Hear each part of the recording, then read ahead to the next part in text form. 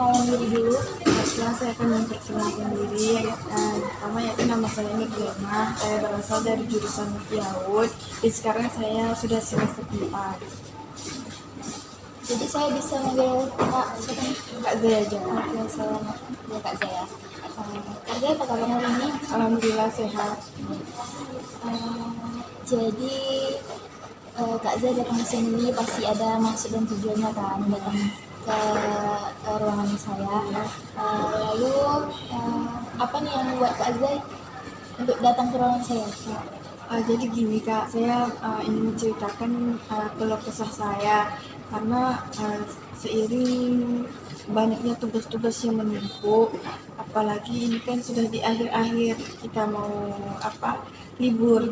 Terus saya itu tidak bisa memanage waktu saya itu tugas dengan organisasi gitu Kak. Jadi itu bisa bikin saya pusing gitu Kak. Jadi makanya saya datang ke sini untuk konsultasi sama Kakak. Baik, mungkin itu pasti sangat melelahkan ya. Iya. Sebelumnya apa Kak Zema pernah konseling? Sebelumnya saya belum pernah konseling, baru kali ini baru pertama saya konseling. Ya baik, kalau gitu saya akan menjelaskan sedikit mengenai apa itu konseling. Jadi konseling sendiri adalah interaksi antara konselor, saya konselornya dan Kak Zema sebagai klien saya dalam membantu Kak Zema menemukan solusi atau saran dari kendala atau permasalahan yang sedang Kak Zema hadapi. Terus dalam konseling itu juga ada beberapa asas yang perlu kami jaga. Yang pertama yaitu ada beberapa. Yang pertama itu ada asas kerahasiaan. Nah, di mana Kak Zema itu tidak perlu khawatir terhadap apa yang semua Kak Zema ceritakan kepada saya, karena itu akan saya rahasiakan dan tidak akan saya ceritakan kemana-mana karena saya sudah melakukan perjanjian terhadap asas tersebut. Kemudian yang kedua yaitu ada asas keterbukaan. Asas keterbukaan itu di mana Kak Zema itu menceritakan secara terbuka, emang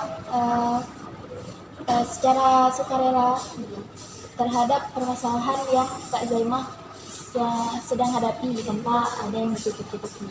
Jadi sekiranya begitu, apakah Kak Zema bisa mengerti? Iya, bisa saya mengerti. Tadi Kak Zema sudah menceritakan sedikit kendala atau permasalahan yang sedang Kak Zema hadapi. Pastinya itu sangat melelahkan dan sangat menguras pikiran ya. Iya. Sebenarnya saya ucapkan terima kasih karena telah berbagi perasaan atau cerita Kak Zema pada hari ini. Oke Kak Zema, dan saya juga ingin membantu Kak Zema dalam menangani stres yang sedang Kak Zema alami terkait tugas dan tidak bisa memanage waktu. Terus saya juga akan mengatur waktu Kak Zema dalam membuat jadwal prioritas tugas untuk menjadi lebih baik. Jadi bagaimana Kak Zema? Kedengarannya bagus, dan saya benar-benar butuh bantuan Kakak. Oke, baiklah.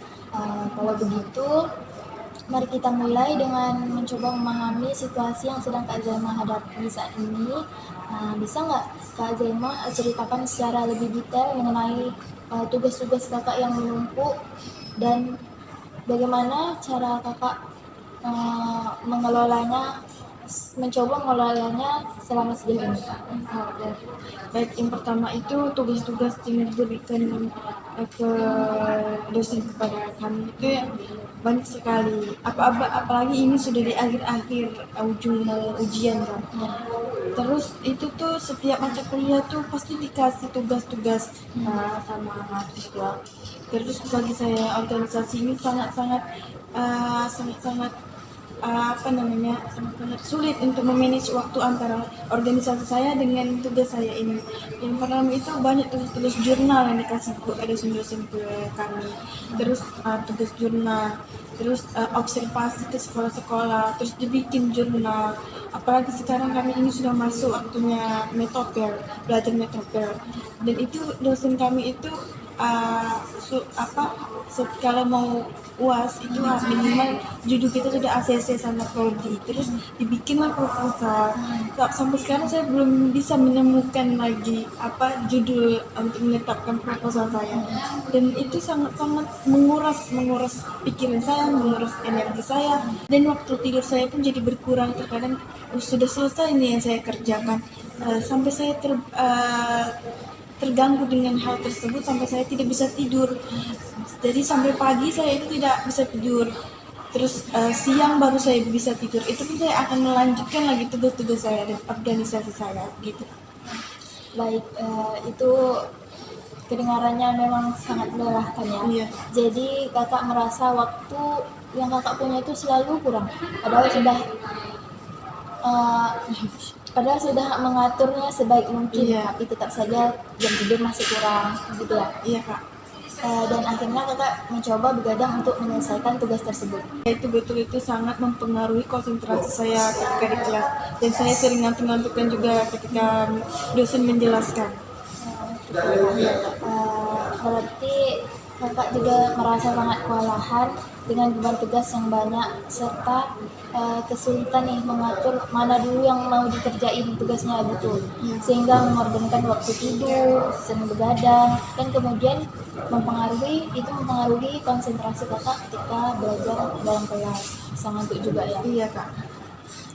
Oke, saya mengerti ya, itu pasti sangat sulit. Kemudian untuk kakak ketahui bahwasannya perasaan stres itu normal dirasakan ketika kita itu menghadapi sesuatu yang emang sekiranya itu rumit, seperti tugas-tugas yang diberikan itu seperti kayak jadi beban di kepala kan.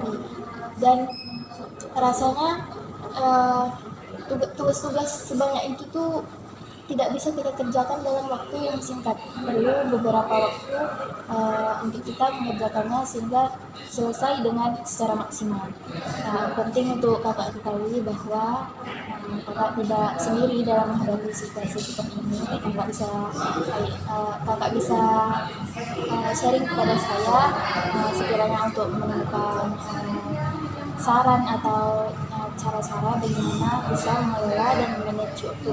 Terima kasih atas penjelasannya Kak. Saya memang sangat merasa ingin butuh bantuan pada Kak. Oke, tentu baiklah, saya di sini akan membantu kakak.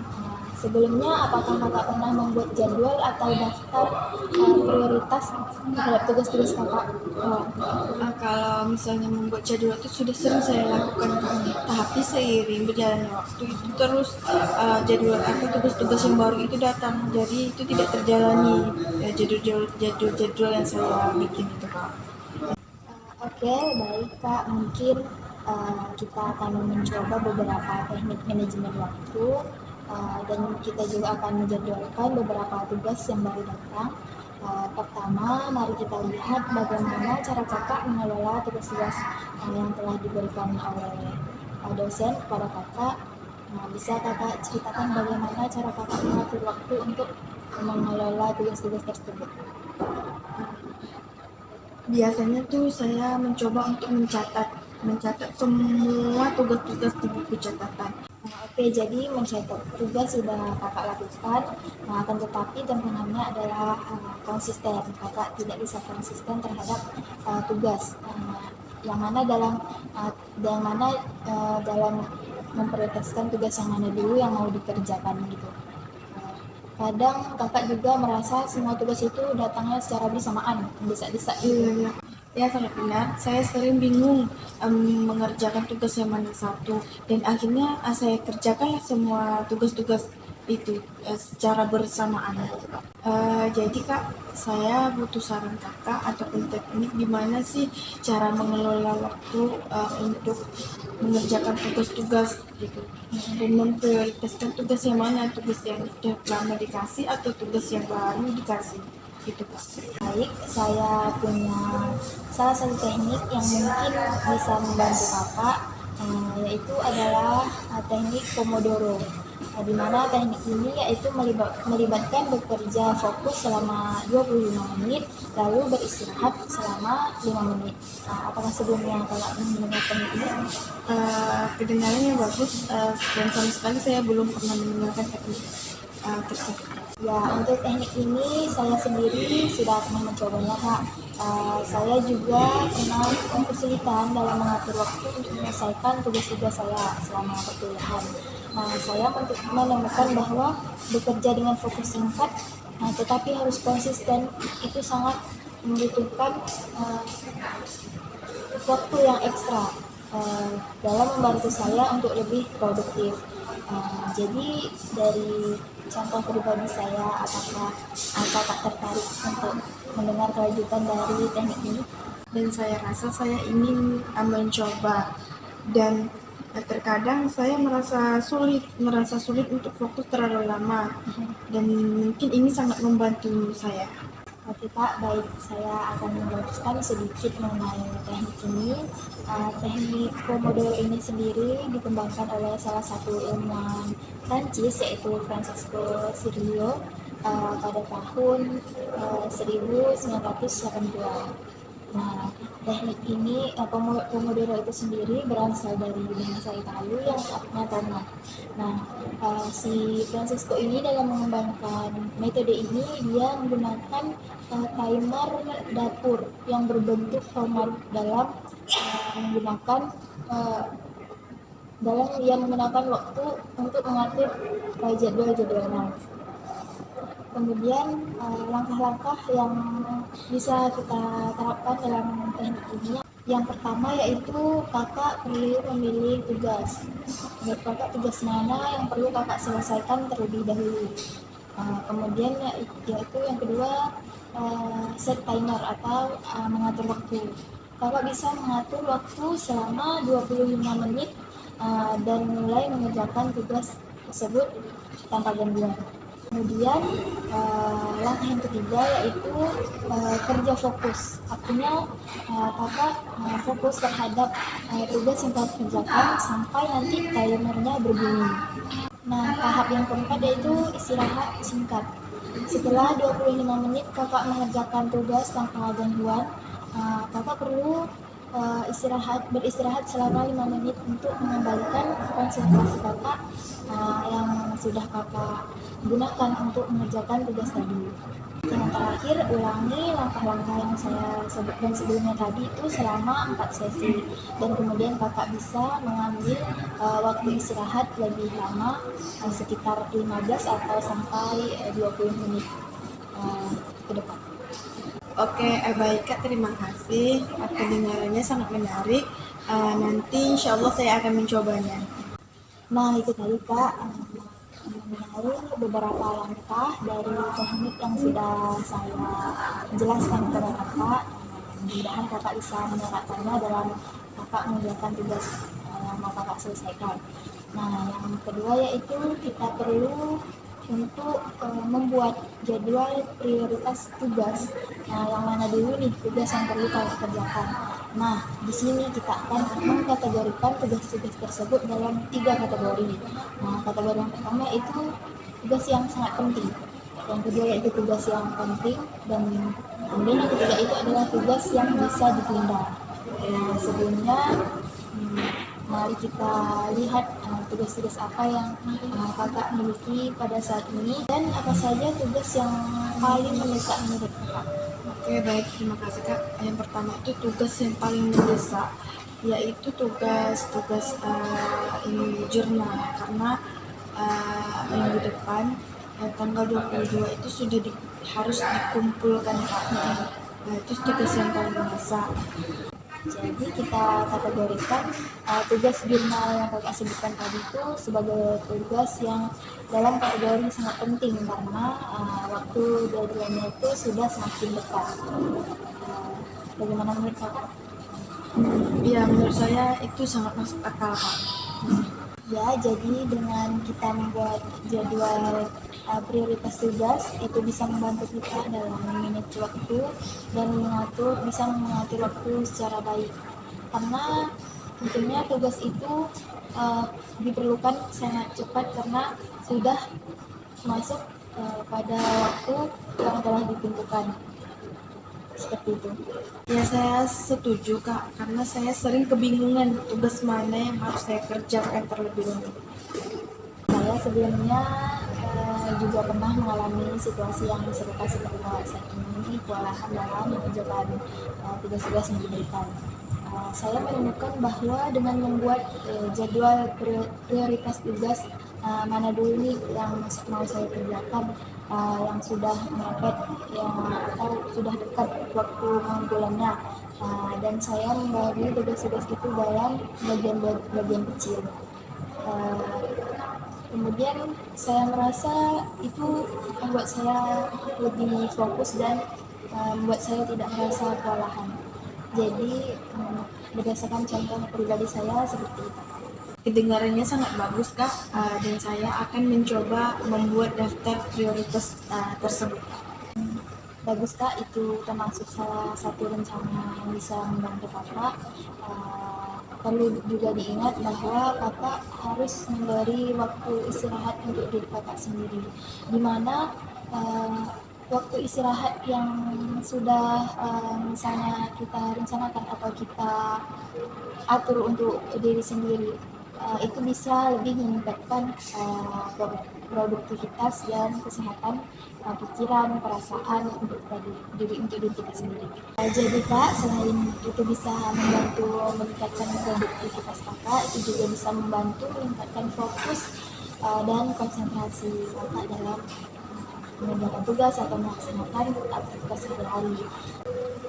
Baiklah Kak, bagaimana kita coba membuat jadwal harian yang lebih nyata atau lebih realistis. Misalnya itu mengalokasikan atau membagi waktu Kakak dalam mengerjakan tugas, membereskan pekerjaan rumah, dan membagi waktu dalam bersantai atau refreshing sejenak.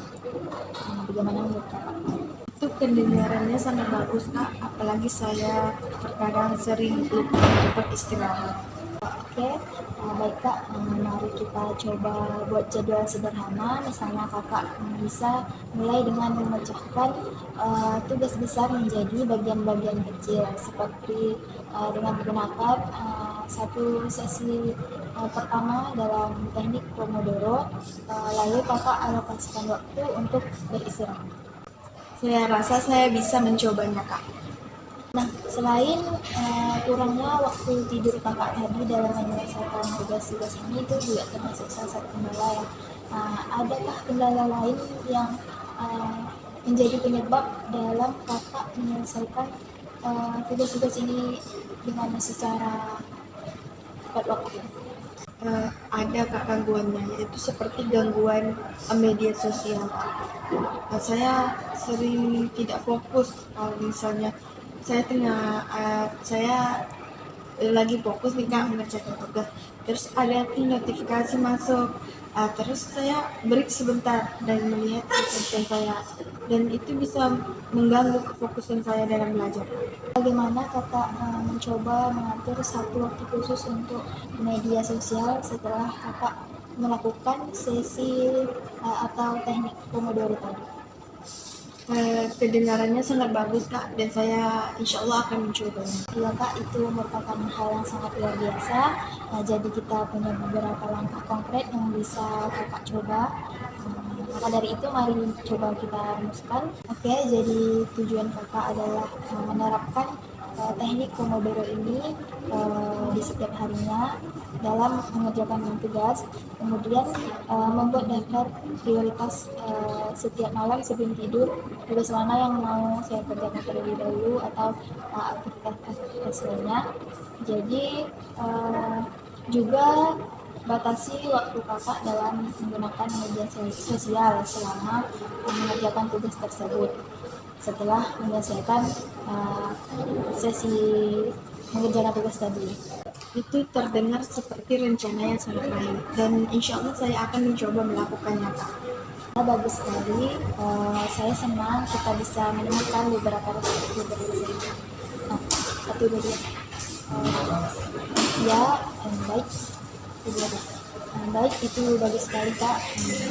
Saya senang kita bisa menemukan beberapa strategi yang bisa membantu Kakak dalam menyelesaikan tugas-tugas Kakak, dalam memanage waktu Kakak, dan membuat prioritas tugas-tugas yang lain. Jadi sampai di sini apakah ada yang mau ditanyakan? Baik Kak, saya rasa ini sudah cukup dan sudah sangat membantu saya Kak.